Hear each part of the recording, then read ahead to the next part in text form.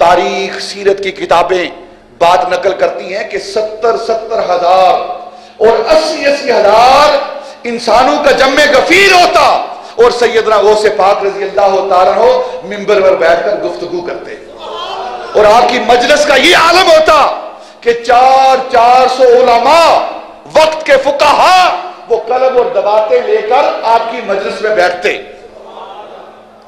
یہ ہے فیض مصطفیٰ، نبی پاک صلی اللہ علیہ وسلم کا فیض ہے جو ولایت کی صورت میں نکل رہا ہے.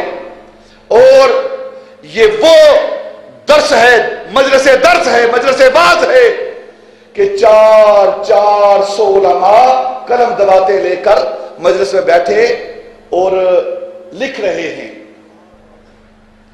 انہی علماء میں سے ایک مرتبہ حضرت ابن جوزی رضی اللہ تعالیٰ عنہ، امام ابن جوزی کا نام سنا ہوگا آپ نے، سیرت کے اندر، خدمت حدیث کے اندر ایک بہت بڑا نام ہے حضرت امام ابن جوزی کا، بہت بڑا علامہ فہامہ انسان.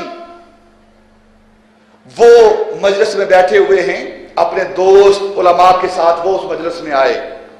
سیدنا غوث پاک ایک آیت کی تفسیر فرما رہے ہیں. آپ نے فرمایا اس کی ایک تفسیر یہ ہے اس آیت کی. تو ساتھی نے ابن جوزی سے پوچھا تو جانتا ہے؟ تو ابن جوزی کہنے کہا مجھے پتا ہے اس تفسیر کا. آپ نے دوسری تفسیر فرمائی. ساتھی نے پھر جوزی سے پوچھا تو جانتا ہے؟ ابن جوزی کہنے کہا ہاں جانتا ہوں، یہ بھی مجھے معلوم ہے. تیسری مرتبہ، چوتھی مرتبہ، پانچویں مرتبہ، چھٹی اور ساتویں مرتبہ جب ساتھی نے پوچھا غوث پاک ہر تفسیر فرما رہے ہیں اس آیت کی، جب 7 تفسیریں فرما چکے تو 7 کی 7 تفسیریں ابن جوزی جانتے تھے. اب غوث پاک نے 8ویں تفسیر بیان کی.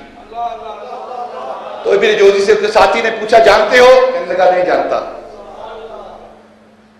پھر 10ویں، پھر 20ویں، 40 تفاسیر ایک آیت کی سیدنا غوث پاک نے بیان کی. اور 40 تفاسیر سوائے 7 کے ابن جوزی کہتا ہے مجھے نہیں پتا یہ کہاں سے بیان کر رہے ہیں، کس کتاب سے بیان کر رہے ہیں. گویا ادھر علم نازل ہو رہا ہے اور ادھر منہ سے نکل رہا ہے.